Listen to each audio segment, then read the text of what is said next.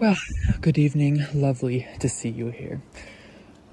Welcome back to another video where I have compiled some narrations I have done from the subreddit r/ Let's Not Meet.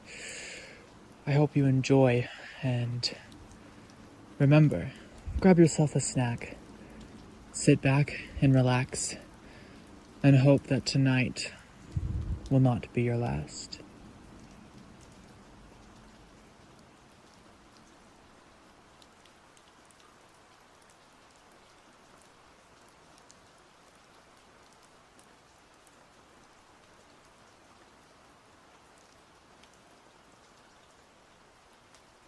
Last year, my fiance and my mom passed away, one right after the other.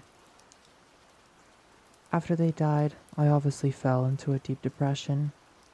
Though I thought I was pulling off the whole I'm fine thing, my friends could clearly see through it. A close friend almost demanded I move in with her and get out of the apartment I shared with my fiance for 10 years. She wanted me to start fresh, and while I didn't think I was ready to move on, the idea of not living alone was appealing. Plus, her apartment is in a much nicer neighborhood than the one I was currently living in, so I agreed. Living with her has been fantastic. Our schedules are opposite, me on days, her on nights, so we both get alone time, but we also have at least one day a week off together so we can hang out. Moving has also allowed me to be able to walk to work as it's so close. I thought that would be a godsend until my 10-minute walk caused a 2-month-long nightmare. I decided to sit in the park that's between my apartment and my job one evening after work. As I'm sitting there, a man approached me. I saw his face first. He was almost handsome, if not a little rough looking. Even though I live in an urban area with a high homeless population, it didn't occur to me that this man was anything but a mildly handsome 40-something guy. So I smiled and looked back down at my phone, expecting him to walk on by me. Nope. He asked me what time it was. When I looked up to tell him, I noticed all the stuff he was carrying. It was so random. A kid's chalkboard with nonsense all over it, a paper bag full of old magazines and paperwork, and a steel shelf that at one point could have held CDs. I then noticed he wasn't wearing shoes and his hands were filthy.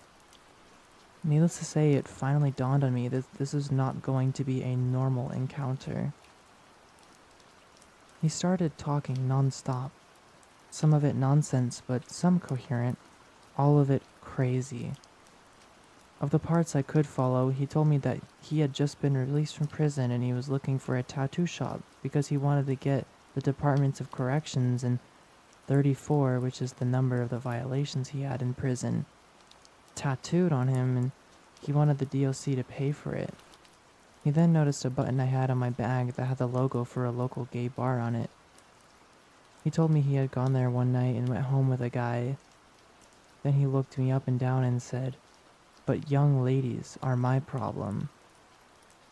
I gathered my stuff and left immediately.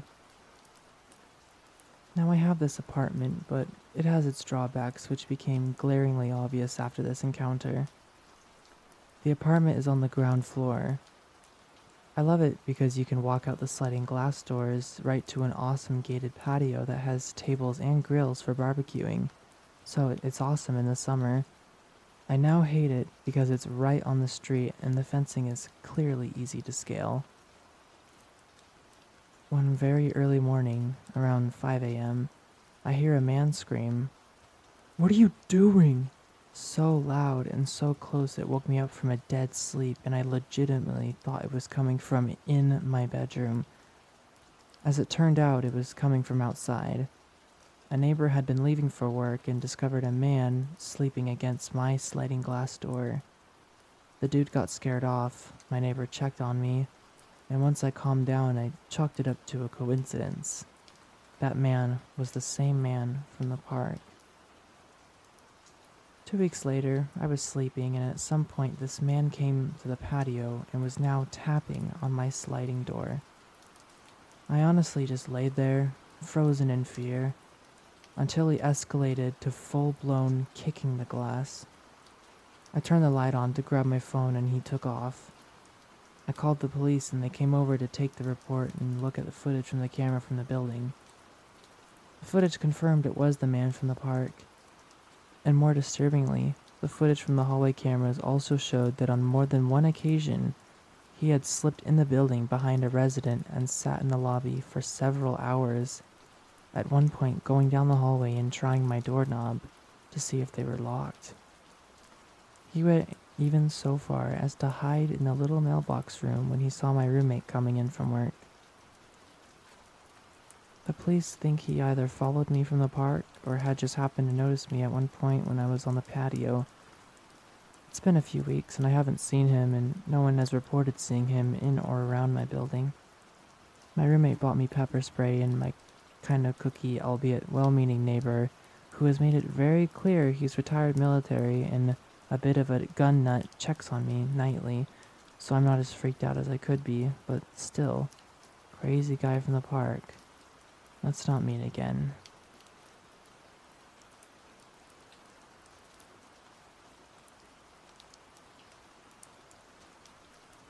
So, I'm a French student and I study at a university in the UK. It's a campus university, meaning that the university and all of its affiliated buildings are centered in an area outside of the city. As a second year student, I live in the nearest town to the campus, which is 20 minutes away by bus. The town I live in is relatively nice, even though the north part is much safer than the south. Me and my 7 roommates live in a 10-bedroom house on the north side. Even though it's a relatively nice town, it is known for sketchy people sometimes hanging around anywhere in the town, and there is an alarming amount of crime for such a small town. However, I was never too worried until now. A couple weeks ago, I was coming home from a coffee date when a friend of mine. I was on my way home, across the street to my doorstep, and as I was pulling my keys out of my pocket, a guy interrupted me. I turned around and the man was standing there. He was probably 5'10" or something, like around 23 years old, and wasn't too built, honestly. At first I thought he was a delivery man because one of my roommates was expecting an Amazon order she asked me to get for her. He started talking. "Sorry for bothering you. I saw you walking from over there, crossing the street. You have something attractive in your walk." At this point, I just assumed he was some rando trying to flirt with me. He then asks, "Are you Spanish?" It's a question I get often, and this man didn't look harmful, so I just answered, "No, I'm French," and then tried to engage conversation with me by asking how long I've been in the UK for, why do I speak so good English, and what I do to study. At this point, I just thought it was super sketchy, so I was half answering his questions, desperately wanting to get inside my house. Suddenly, this man asks, "Is this a house of all girls?" This is what alarmed me. Why would he even ask that to a random girl? So I replied with the truth. "No, we are 4 boys and 4 girls."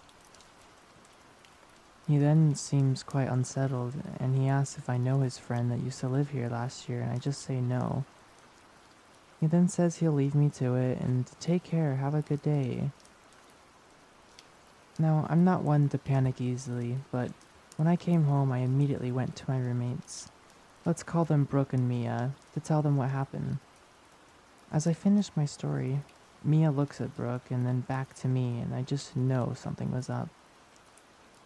Then Mia goes, 2 days ago, I was coming back from the store and I could sense that someone was following me. At some point, he came up to me and he matched exactly the description from the guy who was just here. Mia, Brooke, and I were just plain worried at this point. Mia said, "He wanted to talk to me and wouldn't listen when I asked to leave him alone because I have a boyfriend, and he left once I got home and shut the door in his face." This meant that this man, assuming it is the same, followed Mia to this house, and he was also hanging around this place when I came home. When the 4 boys came home, we all told them about what happened, just to make sure that if anything were to occur to us, there was a backstory. Every time I go out the house and come back, I look around to see if that man is around. We never saw him again until a couple of days ago. We received an alert from the students' union saying that a young woman has disappeared in the south of the town, and they suspect a kidnapping, so they were urging everyone to be careful. We didn't hear much about it for a couple of days until they found the woman's body near the riverside one morning. A couple of hours later, they caught the guy and released his picture. It was that man who was at my doorstep. I think it hadn't entirely sunk in what happened, or in this case, what didn't happen to me, but it's still disturbing to know that poor woman could have been me or even my roommate. Even though the man has been caught, I still look around my block whenever I leave home, or when I come home.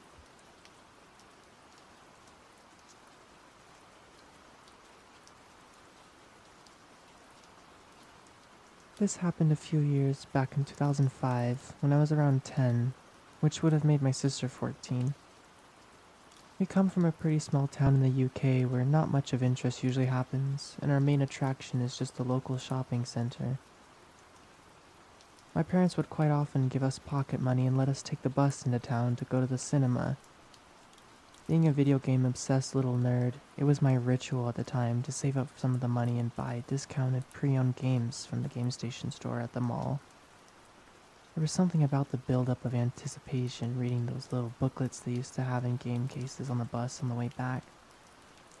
I would be off in my own little world reeling off the facts about the game I learned from gaming magazines to my poor sister who'd smile and nod, hearing me until we got home and she could escape for a breather, while I locked myself in my room for a weekend of full-on, non-stop gaming. A few months prior to this particular trip, my grandmother had moved from her old council house in a rundown part of town which was scheduled for demolition to a new one much closer to our family home. Between our two neighborhoods ran a main road with a bus stop near to an underpass where we used to get off the bus on our way back from the shopping center. We'd then use the underpass to cross the road before walking the remaining 10 or 15 minutes from the bus stop to our house. Grand's house was the closest of the two to the bus stop. On this day, I follow my sister off the bus, distracted with the stacks of games in my hands, my head in the clouds, looking at the screen grabs and the blurbs in the back of the cases as usual. I got the vague sense that my sister was a little tense, but I figured she was just in a rush to get back home and hop on her instant messenger. It's worth pointing out at this time we were in the middle of a family feud, and my parents weren't exactly on speaking terms with my grandmother. It had been a while since we had gone to visit her, and my dad pretty much banned us from seeing her. My sister decides to forego our usual route via the underpass and leads me instead toward the side where our grand's house is located, meaning the opposite direction of our own. This surprised me, and being an impatient little jerk, I began questioning her incessantly as to why she was taking me to Grand's house, when I desperately wanted to get back home with my haul. She infuriated me further by giving me vague answers like, "It seems like a good day for a walk." Thinking back now, it makes a rock sink deep in my stomach, but I told her Dad had forbidden it, and that I was going to walk the other way back to her house by myself, and that she could continue on by herself. Of course, being the older, street-savvy sister, she wouldn't let me, claiming our parents would get mad if I showed up alone, and that it was her responsibility to look after me. We kept walking in the direction of Grandmother's house, and for the first time I started to feel uneasy.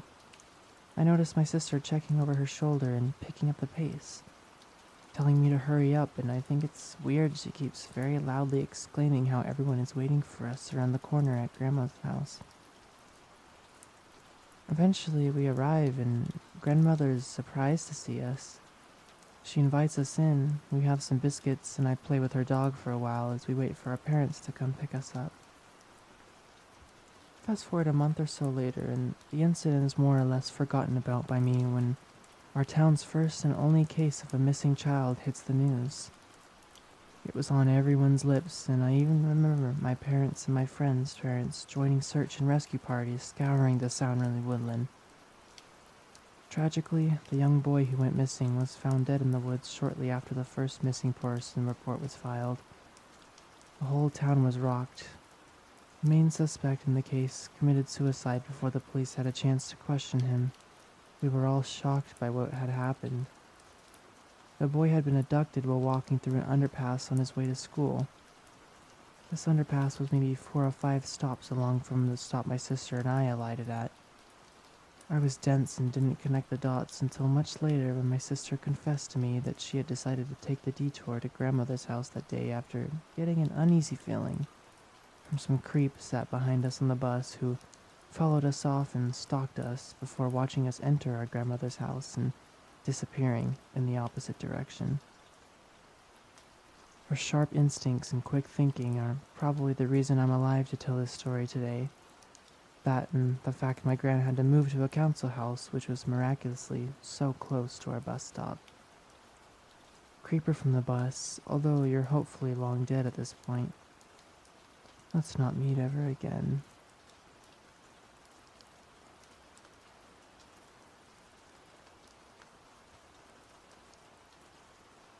I moved to North Carolina in 2014. I was 14. I moved from Maryland, and to be honest, my mom made me move. I wanted to stay as far away from the country as possible, but that sadly didn't work out for me. Anyway, for a bit of background, I am the youngest of 6. When I moved down to North Carolina, it was just me and my sister who was left to finish school. I was a freshman and she was a senior. She and I would never see each other during the day, but at the end of the school day, we would have to wait at the bus lot for almost half an hour together for a bus to show. We were second load, which just meant that our bus would drop off some other kids and then come back to the school to pick us up. I never had many friends when I moved there. I didn't like many of the kids as they just seemed too immature for me. I did befriend this one kid who rode my bus. I remember when him and I were talking on the bus lot and saw that my sister was talking to one of the teachers. I didn't find it too weird at the time because she and I were new and she may have just been curious about a few things around the school. On the bus she broke down and told me that this one kid in her math class that would stare at her and her friend. Not the look at you and then look away. No, this was full-blown staring. She asked him to stop, but he just pretended not to hear her. Eventually, he stopped looking at her during the period and she didn't press the issue any further. When she saw him at the bus lot that day, she immediately went to find the closest teacher so that he wouldn't bother her. I asked her if she would show me who it was and she replied with no. I don't want anyone to get in trouble. Let's just finish the rest of the year up and hopefully I wouldn't have to see him again. So with that, we dropped the discussion. About a month later, around late April, I noticed her sister physically panicking in the bus lot. She told me that the kid keeps following her everywhere she went. She said that she went to use the bathroom between classes that day, and she saw him walk into the girls' bathroom and stand at the doorway for a minute before walking out, not saying a single word while she was in the stall. She also told me how he was hanging around her work one afternoon, but since she worked in the shopping mall, there wasn't much he could do except hide her face and hope he didn't bother her. But there was just one day that stood out to me the most out of all the weird encounters she had with him. It was one of the last days of us having experiences with him, which truthfully wasn't much. I can count the amount on them in one hand. My sister texted me during second period asking me to walk her to the remainder of her classes so that way the kid has less inclined to follow her, but even with me there, he still followed. As I was using the water fountain, she was using the bathroom when I heard a scream come from there. I ran there since I was the only one in the hall. As I ran in there, all I see is the kid pressing his face against the stall door. I screamed at him to leave, and he turned towards me. He just stared at me with this confused look on his face. Then it quickly turned to one that could kill me if looks could do so. And since this was the first time I saw him up close, I kind of took in the details of his face. His eyes seemed nearly lifeless as he drilled his evil glare into my face. His lips were as chapped as can be, with him licking them every few seconds. He kept moving his fingers across both his arms as if he were scratching them because they were covered in chicken pox. Him staring at me felt like ages when out of nowhere his whole face changed and he looked as if he were truly scared. He apologized and quickly ran out of the bathroom. My sister emerged from the bathroom stall a few moments later in tears. I called her mom and told her what happened. She immediately left work to come pick us up from school early that day. The next day we went to the principal and reported him. He got a 3-day suspension for that incident and wasn't allowed to speak with my sister after that. He didn't get classes changed, and the school refused to allow my sister to change hers, claiming it was too late in the year or something like that. And after 2 weeks of no incidents happening, he simply vanished without a trace. After a few days of not seeing him around, I asked my friend, who knew the kid's dad since he worked for his hardware store, what happened to him. What he told me still sends shivers down my spine to this day. He told me, "Haven't you heard? I figured everyone around the whole city would have heard by now. The kid was found raping his little sister by his mom. The mom tried to stop him, but the son beat her and raped her as well. When the dad came home later that night, he saw his wife and daughter crying in the room while the son was asleep in the bed.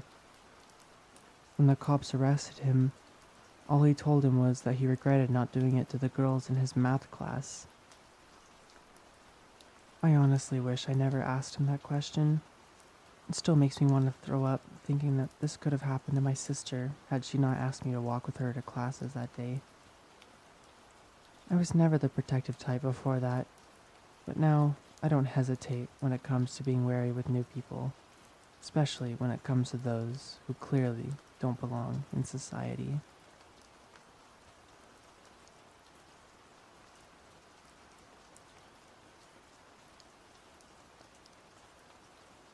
Last year, I transferred with my company to take a new position in a major Midwestern city. My spouse was still working and living back in California for the next few months, so I rented a studio apartment for myself in a newly renovated apartment building in a popular downtown neighborhood until we could look for a place together. The apartment was small but nice. It was in a secure building with interior hallways and a nice downstairs lobby. I was one of the first tenants to move into this newly renovated building, and other new residents soon started moving in. A major advantage of this move was that I'd only be a couple hours drive out from my hometown and my parents. I started my new job and everything was going great. I was enjoying my new neighborhood, and the neighbors in the apartment building generally kept to themselves like I did. Then a new guy moved in across the hall and everything changed. We'll call him David. David was a single man in his 60s and was very different from the college students and young professionals who lived in our building. I started noticing his erratic behavior almost immediately. I would come home from work and he would be sitting in his car in our small parking lot just staring off in the distance. We were having issues that summer with smoke clouds coming over the vast Canadian wildfires. There were leaving light dusting of ash on our cars similar to pollen. David was convinced that someone was spraying this dust on his car and was accusing various tenants he would run into the parking lot. He would hoard trash in his apartment and leave trash bags in the hallway, causing a foul odor. He would also be yelling to himself in the hallway. I finally had enough and complained to the leasing office. The manager was quick to dismiss my concerns, saying that she'd been in his apartment and everything was fine. In August, my parents' 50th anniversary was coming up, and I was excited to go home and spend a weekend with them. A few days before their anniversary, my boss informed me that he would be flying in to work on an important project with me, and that would have us working through the weekend.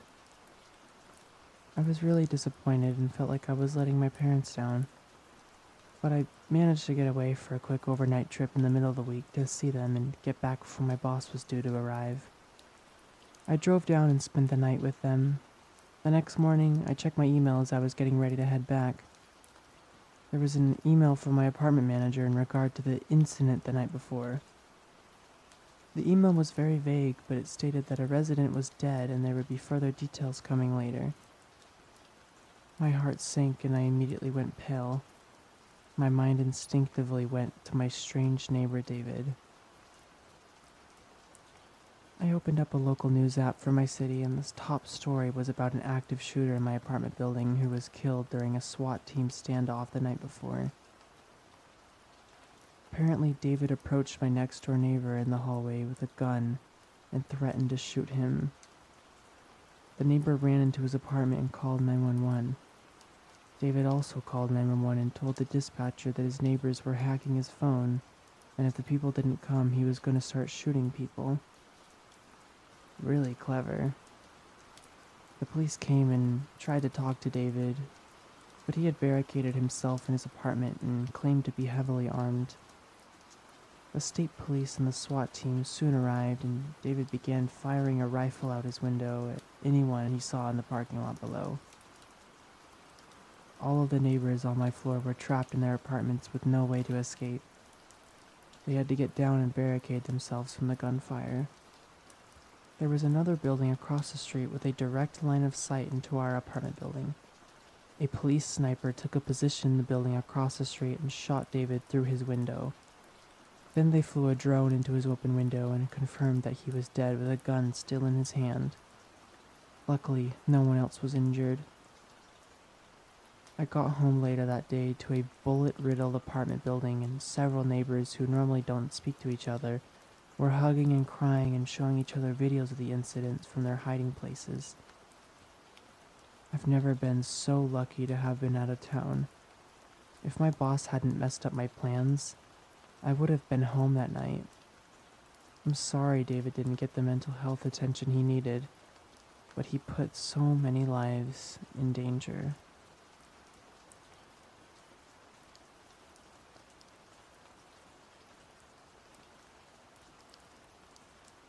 This happened about 2 years ago when I was 19 and had just moved out of student accommodation into an actual flat with my friend group of 6. The night we moved in, it was just me and one of the girls I'm close friends with. Let's call her Lucy. I had my boyfriend over at the time. Let's call him Alex. The other people who were moving in 2 weeks later, as they were all on various holidays or visiting home. So it was just the 3 of us. Lucy was in her room and Alec and I were smoking a joint in the bed, watching the Kung Fu Panda movies. Him and I start to notice a man around 300 pounds and 6 foot pacing outside our window and looking in occasionally. We were on a basement floor at this time, but the windows are on the ground level. Okay, that's a bit weird, but we'll just make sure the windows are locked. 20 or so minutes pass, everything seems okay until Lucy runs into my room and says, "Babe, there's a man in the house. We left the door unlocked by accident." I get chills. I'm like, "What do you mean there's a man in the house?" Alex is frozen solid. Me and Lucy go into the hall and the huge man who we saw looking in the windows is in our hall. "What are you doing here?" He pulls out his phone and shows us a text message from an unsaved number with our address written on it, and something about people being inside. He tells us he's looking for his girlfriend and that she lives here, and we're like, "No, she does not. Please remove yourself from our house." He says okay, and that he'll phone his girlfriend. He turns his phone low volume and he's speaking to another man on the phone who is clearly not his girlfriend. With more urgency this time, we tell him to get out of the house and he says okay. He leaves, we lock the door and everyone is shaking. He's still on the phone to this man outside and they're speaking in a language we don't understand, but we can hear him getting angry. I tell Alec to please make the scary man go away, and he goes outside and tells him to shift away from our doorway, and he's really scaring us. He says okay and his taxi's here. He walks up a dead-end street where no taxis can go. Again, what? We tell our upstairs neighbors, who we had met earlier that day, about the whole ordeal. They inform us that the same man had tried to come into their house, insisting his girlfriend lived there. Charlotte already had a boyfriend, who we knew of had also met that day, and he has more balls than all of us and threatened him with a knife the time he came to their house, and he never bothered them again. Over the next couple weeks, the man would occasionally come back and look in our bedroom windows. Alex was there most times. I'm so glad for that. I have no doubt that he tried the door again, but it was always locked after that.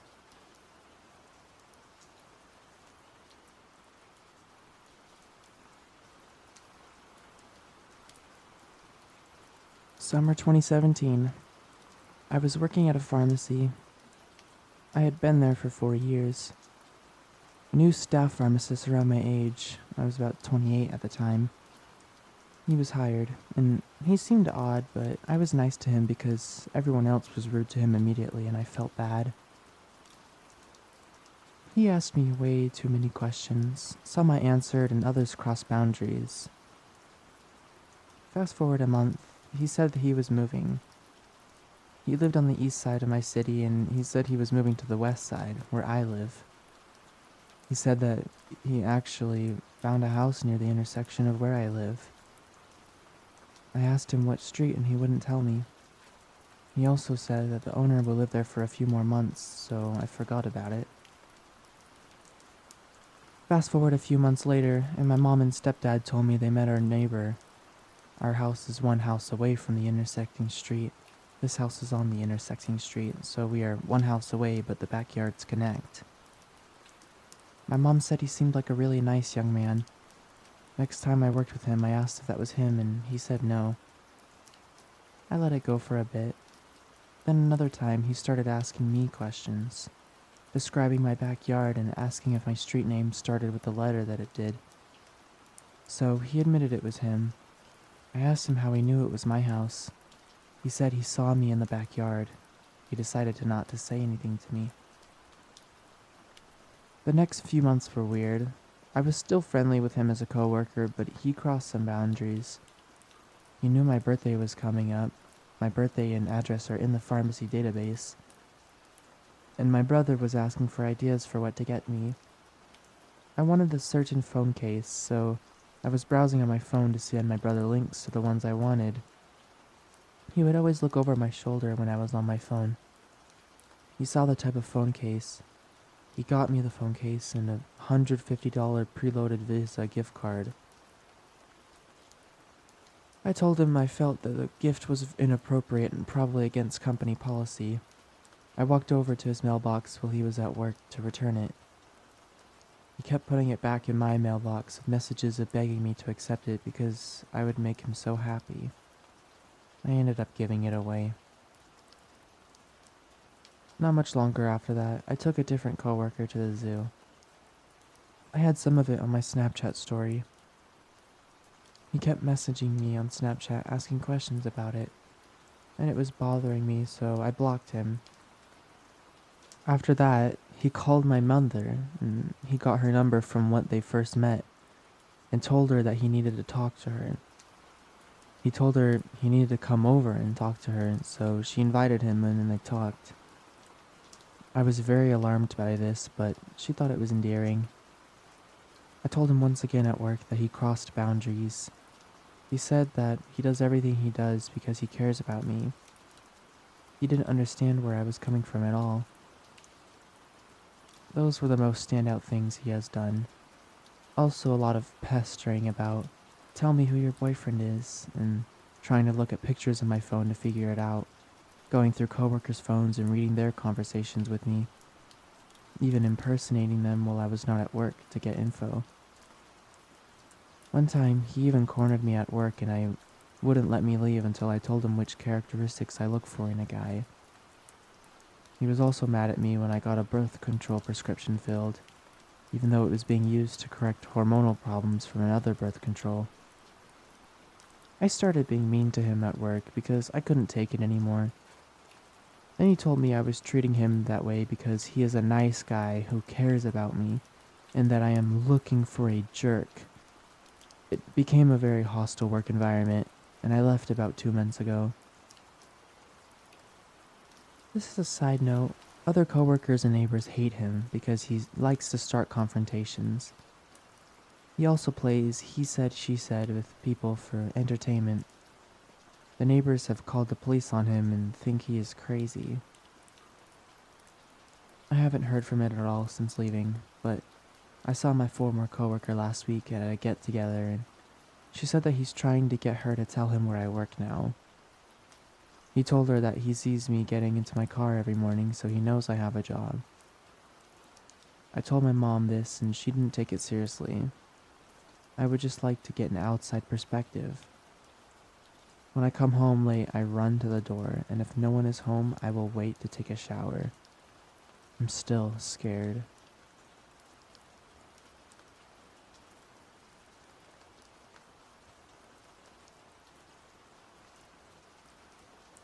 So a couple of months ago, me and my family of 4 plus 2 dogs moved from living in a village to living in a small old farmhouse.